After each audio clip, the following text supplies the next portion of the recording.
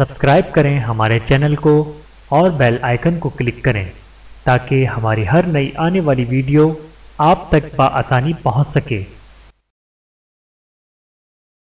بسم اللہ الرحمن الرحیم۔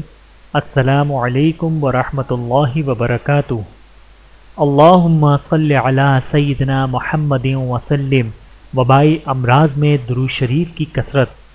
حافظ ابن حجر رحمۃ اللہ لکھتے ہیں، طاعون اور دیگر بڑی وبائی امراض سے بچاؤ کے لیے سب سے مفید عمل خاتم النبیین صلی اللہ علیہ وآلہ وسلم پر کثرت سے درود شریف پڑھنا ہے۔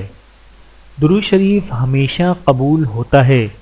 دعاؤں اور نیکیوں کے قبول ہونے یا رد ہونے کا احتمال موجود ہے، لیکن سرکار دو عالم صلی اللہ علیہ وآلہ وسلم کی ذات اقدس پر درود شریف بھیجنا ایسا مبارک عمل ہے جو ہر حال میں قبول ہوتا ہے، کیونکہ درود شریف آپ صلی اللہ علیہ وآلہ وسلم پر نزول رحمت اور آپ صلی اللہ علیہ وآلہ وسلم کے درجات کی بلندی پر مشتمل دعا اور ذکر کا نام ہے۔ اس کے رد ہونے کا کوئی احتمال نہیں۔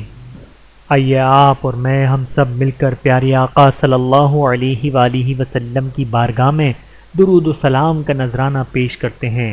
بسم اللہ الرحمن الرحیم۔ اللہم صلی علی محمد وعلی آل محمد کما صلیت علی ابراہیم وعلی آل ابراہیم انک حمید مجید۔